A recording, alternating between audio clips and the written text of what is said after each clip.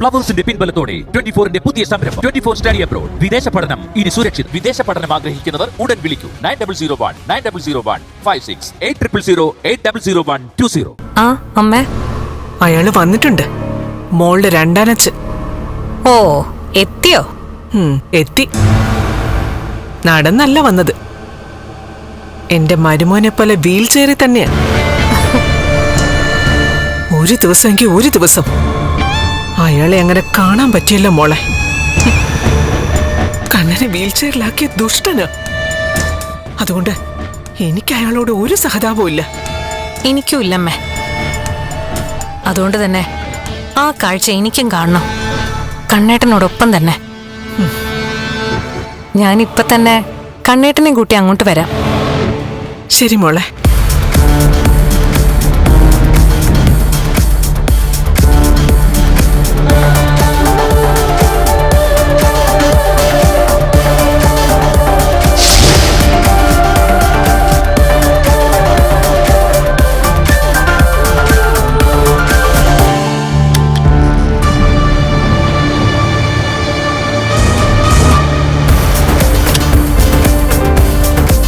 കരുണയുടെ അച്ഛൻ വീട്ടിലെത്തിയിട്ടുണ്ട്. ഡിസ്ചാർജായി. നമുക്ക് അവിടെ വരെ ഒന്ന് പോണം. എന്തിനാ പോകുന്നത്? അയാൾ എന്നെ തന്നെ കൊല്ലാൻ നടക്കുകയല്ലേ. അങ്ങനെ ഒരാളെ അങ്ങോട്ട് പോയി കാണേണ്ട കാര്യമുണ്ടോ? കാര്യമുണ്ട്, അതുകൊണ്ടല്ലേ വിളിക്കുന്നത്. സഹതാപം രേഖപ്പെടുത്താനാണോ പോകുന്നത്? ഒരിക്കലുമല്ല. അയാളോട് എനിക്ക് ഒരു സഹതാപവും ഇല്ല. അയാൾക്ക് എന്ത് സംഭവിച്ചാലും എന്റെ കണ്ണെന്ന് അറിയത്തില്ല. പിന്നെന്തിനാ പോകുന്നേ? അയാൾ ഡിസ്ചാർജായി വന്ന ശേഷം അയാളും അയാളുടെ അമ്മയും കൂടെ തന്റെ അമ്മയെ എന്തെങ്കിലും വേദനിപ്പിച്ചായിരുന്നു? ഞാൻ പലതവണ പറഞ്ഞല്ലോ, ആ അമ്മയെ നമുക്കിപ്പം നിർത്താന്ന്. നമ്മുടെ ഏതെങ്കിലും ഒരു വീട് അമ്മയ്ക്ക് കൊടുത്താ പോരെ? എന്നിട്ട് അവിടെ ഒരു ജോലിക്കാരി വെച്ചു കൊടുക്കാം. അതൊക്കെ നമുക്ക് അവിടെ ചെന്നിട്ട് തീരുമാനിക്കാം. ഇപ്പൊ ഞാൻ വിളിക്കുന്നത് അതിനൊന്നുമല്ല. അതെന്തിനു വേണ്ടിയിട്ടാണെന്ന് അവിടെ ചെല്ലുമ്പോ കണ്ണേട്ടന് മനസ്സിലായിക്കോളും. തന്റെ മനസ്സിൽ എന്തോ ഉണ്ടല്ലോ. അതുകൊണ്ടല്ലേ വിളിക്കുന്നത്. പോകാം. ശരി, എന്നാ വാ.